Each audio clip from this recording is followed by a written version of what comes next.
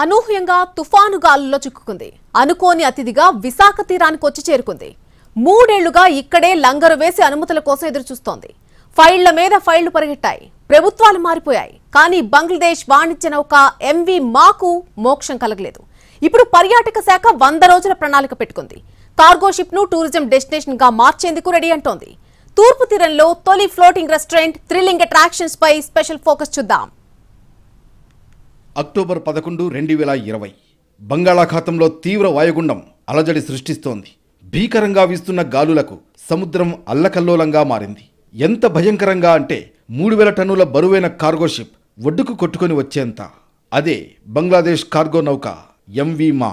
Visakha port నుంచి cargo తీసుకుని వెళ్లడం కోసం వచ్చిన ఈ షిప్ కైలాసగిరికి ఎదురుగా సముద్రంలో లంగరు వేసింది. సిబ్బంది నిర్లక్ష్యమో సాంకేతిక కారణమో స్పష్టంగా తెలియనప్పటికీ తెల్లారేసరికి తెన్నేటి పార్క్ తీరానికి కొట్టుకుని వచ్చింది.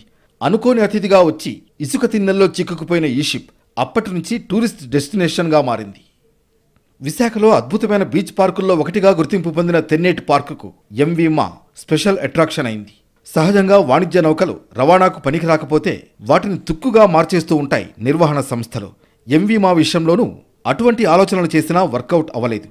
సెయిలింగ్కు పనికిరాని షిప్ను ఫ్లోటింగ్ రెస్టారెంట్ కమ్ మ్యూజియంగా మార్చేయవచ్చనే ఆలోచన చేసింది ఏపీ పర్యాటక శాఖ. కోట్లాది రూపాయలు విలువ చేసినటువంటి ఎంవి మా షిప్ని అలా వదిలేయడం అనేది చాలా బాధాకరం. ఇప్పుడున్న ప్రభుత్వం అయినా సరే దాని మీద పట్టించుకొని టూరిజం ప్రాజెక్ట్ కొంత ఇంప్లిమెంట్ చేసినట్లయితే ప్రజలకు కూడా పర్యాటకులకు కూడా విశాఖపట్నంలోని టూరిజం షిప్ ఒకటి ఉంది, అక్కడ టూరిజం రెస్టారెంట్ ఉంది అని చెప్పి అనుకోవడానికి పర్యాటకులు రావడానికి కూడా అవకాశం ఉంటుంది. ఈ విధంగా రాష్ట్ర ప్రభుత్వం ఆలోచించాలని కోరుతున్నాను. ఆ దిశగా నిరంతరం జరిగిన ప్రయత్నాలు ఇప్పుడిప్పుడే కొలిక్కి వస్తున్నాయి. 100 రోజుల ప్రణాళిక పెట్టుకుని ఫ్లోటింగ్ రెస్టారెంట్ ప్రాజెక్ట్ పట్టాలెక్కించేందుకు రెడీ అయింది పర్యాటక శాఖ.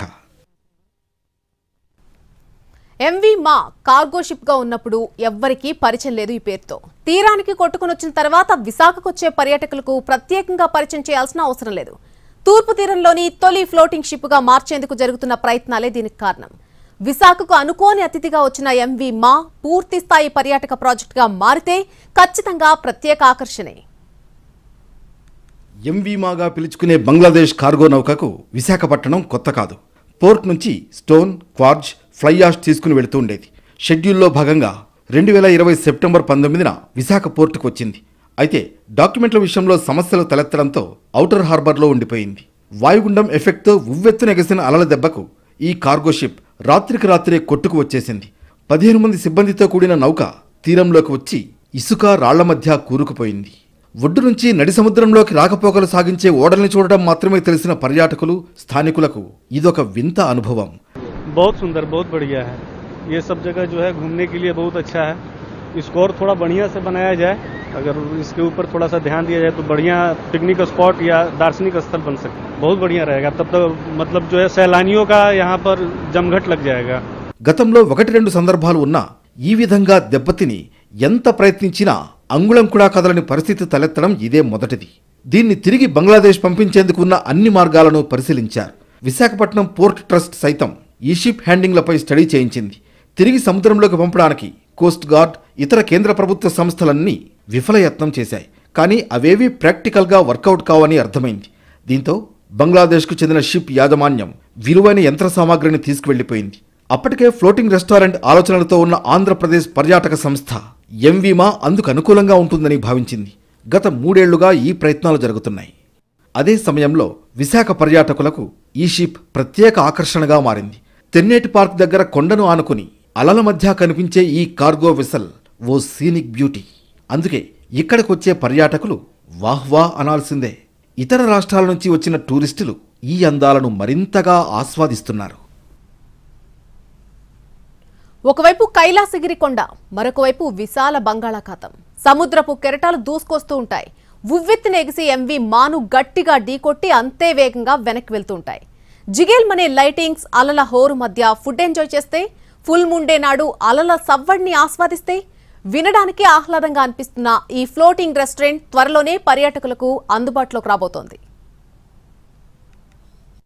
ఇప్పటికే విశాఖ బీచ్లో కురుసురా జలాంతర్గామి TU-142 యుద్ధ విమానాలు పర్యాటకుల్ని ఆకట్టుకుంటున్నాయి. ఇప్పుడు ఎంవి మాను అదే పద్ధతిలో అభివృద్ధి చేస్తే విశాఖ పర్యాటక రంగానికి మరో మణిహారంగా మారుతుందని అధికారులు భావిస్తున్నారు. యాక్చువల్గా ఎంవి మా అనేది మనం మొదటి నుంచి కూడా దాన్ని ఒక ఫ్లోటింగ్ రెస్టారెంట్గా లేదంటే ఒక మ్యూజియంగా తయారు చేద్దామని మొదటి నుంచి టూరిజం డిపార్ట్మెంట్ దానికి కట్టుబడి ఉంది. ఇప్పటికి కూడా మేము దాని మీద కట్టుబడి ఉన్నాం. ఆల్రెడీ మొన్న గ్లోబల్ ఇన్వెస్టర్స్ సమిట్లో కూడా ఎంఓయూ సైన్ చేసుకున్నారు గిల్ మెరైన్స్ అని చెప్పేసి. వాళ్ళు ఇంటర్నల్ వర్క్స్, స్టెబిలైజేషను, యాంటీ రస్టింగ్, ఆ వర్క్ అంతా కూడా చేసుకుంటున్నారు. The only thing is we need to get permission from CRZ. CRZ దగ్గర మేము వేసినటువంటి అప్లికేషన్ పెండింగ్లో ఉంది. బట్ ఫారెస్ట్ అప్రూవల్ మాకు పెద్ద ఇష్యూ కాదు, త్వరలోనే వచ్చేస్తుంది. సిఆర్జెడ్ నుంచి కూడా మనకు పర్మిషన్ వచ్చినట్టయితే ప్రాజెక్ట్ ఈజీగా తొందరలోనే స్టార్ట్ చేస్తాం. దానికోసం చర్చలు జరుగుతున్నాయి. ఇప్పుడు గవర్నమెంట్ కూడా దాన్ని 100 days యాక్షన్ ప్లాన్లో పెట్టుకుంది. లభించే ఆదరణను బట్టి ఆ తర్వాత దశలో రెస్టారెంట్, ఎంటర్టైన్మెంట్ వంటి అంశాలను జోడించాలని అనుకున్నారు. జిప్ లైనర్, సీడెక్ వంటి అదనపు హంగులు కల్పించేందుకు ప్రణాళికలు జరుగుతున్నాయి. కానీ ప్రాజెక్ట్ ఇంతకాలం ఆశించినంత వేగంగా ముందుకు సాగలేదు. కారణం పర్యావరణ, అటవీ అనుమతుల దగ్గర ఎదురైన జాప్యం. తెన్నేటి పార్క్ తీరం పర్యావరణ పరంగా సున్నితమైన ప్రాంతం. దీంతో ఫ్లోటింగ్ రెస్టారెంట్ కోసం జరుగుతున్న ప్రయత్నాలపై అభ్యంతరాలు వ్యక్తమయ్యాయి. కోస్టల్ రెగ్యులేటరీ జోన్ నిబంధనల మేరకు ఇక్కడ శాశ్వత ప్రాతిపదికన ఎటువంటి నిర్మాణాలు ఉండేందుకు ఆస్కారం లేదు. అదే సమయంలో ఫ్లోటింగ్ రెస్టారెంట్ ఏర్పాటు వల్ల ఎదురయ్యే వ్యర్థాల కారణంగా సముద్ర జలాలు కలుషితమయ్యే ఇబ్బందులపైన అభ్యంతరాలు వ్యక్తమయ్యాయి. పర్యావరణ, అటవీ అనుమతుల జాప్యం కారణంగా ఇంతకాలం ఫ్లోటింగ్ రెస్టారెంట్ ఏర్పాటు అనేది ఒక ప్రయత్నంగానే మిగిలిపోయింది. ఈ తరుణంలో జోడిగుళ్లపాలెం నుంచి ఎంవి మా వరకు రహదారి నిర్మాణానికి అటవీ శాఖ క్లియరెన్స్ ఇచ్చింది. సిఆర్జెడ్ అనుమతులు త్వరలోనే లభిస్తాయని భావిస్తుండగా గిల్ మెరైన్ కంపెనీ పనులు ప్రారంభించింది. ఓడ తుప్పు పట్టకుండా తీసుకునే చర్యలు సహా ఇంజనీరింగ్ వర్క్స్ జరుగుతున్నాయి. అన్నీ అనుకూలిస్తే అక్టోబర్ నాటికి తూర్పు తీరంలో తొలి ఫ్లోటింగ్ రెస్టారెంట్ అందుబాటులోకి వచ్చినట్లే. ఎక్కువ కాలం నిరుపయోగంగా ఉండిపోతే సముద్రంలో కలిసే వ్యర్థాల కారణంగా మత్స్య సంపద, జాలర్లకు ఇబ్బందులు ఎదురవుతాయని ఆందోళన ఉంది. ఇప్పుడు అనుమతులు కూడా ఒక్కొక్కటిగా వస్తున్నందున ఫ్లోటింగ్ రెస్టారెంట్ అదనపు ఆకర్షణ కానుంది. ఎంవి మా ఒడ్డు కొట్టుకుని వచ్చిన తర్వాత అసలు స్టోరీ మొదలైంది. తరలించడం సాధ్యం కాదు కనుక ఫ్లోటింగ్ రెస్టారెంట్ గా మార్చేయాలని పర్యాటక శాఖ ప్రణాళికలు చేసింది. ఇన్వెస్టర్లు కూడా రెడీగానే ఉన్నారు. కానీ కీలకమైన పర్యావరణ అనుమతుల దగ్గర కొర్రీలు పడ్డాయి. అభ్యంతరాలకు సమాధానాలు పంపించింది రాష్ట్ర ప్రభుత్వం. దీంతో 3 ఏళ్ల నిరీక్షణ తర్వాత ఫ్లోటింగ్ రెస్టారెంట్ కమ్ మ్యూజియం నిర్మాణం సన్నాహాలు ఊపందుకున్నాయి. ఇటీవల దేశ విదేశాలలో వివిధ డెస్టినేషన్లకు వెళ్లే ఛాన్స్ ఎక్కువ మందికే లభిస్తోంది. కానీ షిప్ ఎక్కి సముద్రయానం చేయడం అంటే అంత తేలికైన వ్యవహారం కాదు.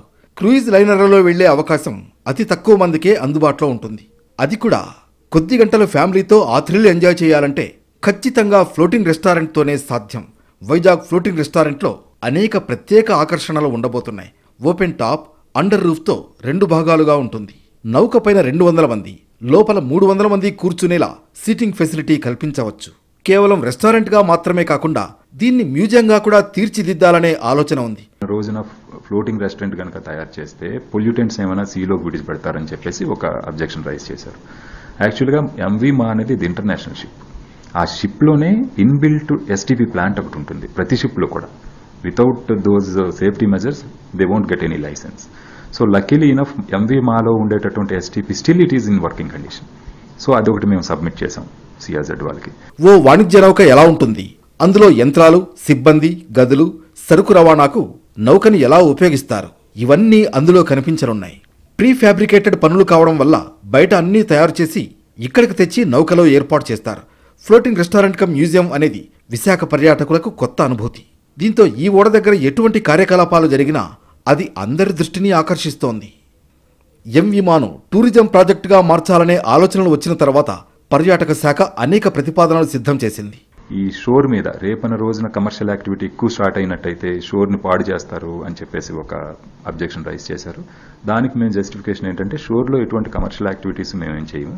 ఊరికి అక్కడ ఏంటంటే మనకి బేసిక్ ఎమ్యూనిటీస్, వచ్చేటటువంటి టూరిస్టులకి వాష్రూమ్ అని, డ్రెస్ చేంజ్ రూమ్ అని, అటువంటి మినిమం ఎమ్యూనిటీస్ ఇవ్వాలి కాబట్టి వాటి వరకు పెడతామని చెప్పాం. 79 మీటర్ల పొడవైన కార్గో షిప్ భవిష్యత్తుపై అనేక తర్జన భర్జనాలు జరిగాయి. ఫ్లోటింగ్ రెస్టారెంట్గా మార్చడం ద్వారా వైజాగ్ టూరిజంలో కొత్త ఒరవడిగా మారుతుందని పర్యాటక శాఖ అంచనా వేసింది. ఆ దిశగా సాధ్యాసాధ్యాలను అధ్యయనం చేసి గత ప్రభుత్వానికి నివేదిక ఇచ్చింది. ఇన్వెస్టర్స్ సమ్మిట్లో shore and ship resorts private limited రాష్ట్ర ప్రభుత్వంతో ఒక అవగాహన ఒప్పందాన్ని కుదుర్చుకుంది. ఫ్లోటింగ్ రెస్టారెంట్ కోసం సుమారు 30 కోట్ల రూపాయలు పెట్టుబడిగా పెట్టేందుకు సిద్ధమైంది. వినియోగంలోకి వచ్చే వరకు నిర్వహణ బాధ్యతలను గిల్ మెరైన్ సంస్థ తీసుకుంది. ప్రస్తుతం 10 కోట్ల రూపాయలతో అంతర్గత మరమ్మతు పనులు జరుగుతున్నాయి. ఇప్పటికే 3 ఏళ్లు గడిచినందున కాలయాపన జరిగే కొద్దీ కార్గో నౌక దెబ్బతినే ప్రమాదం ఉంది. విశాఖ తీరంలో లంగరు వేసిన వాణిజ్య నౌక ఎంవి మాను పూర్తిస్థాయి పర్యాటక కేంద్రంగా మార్చేందుకు ప్రయత్నాలు ఊపందుకున్నాయి.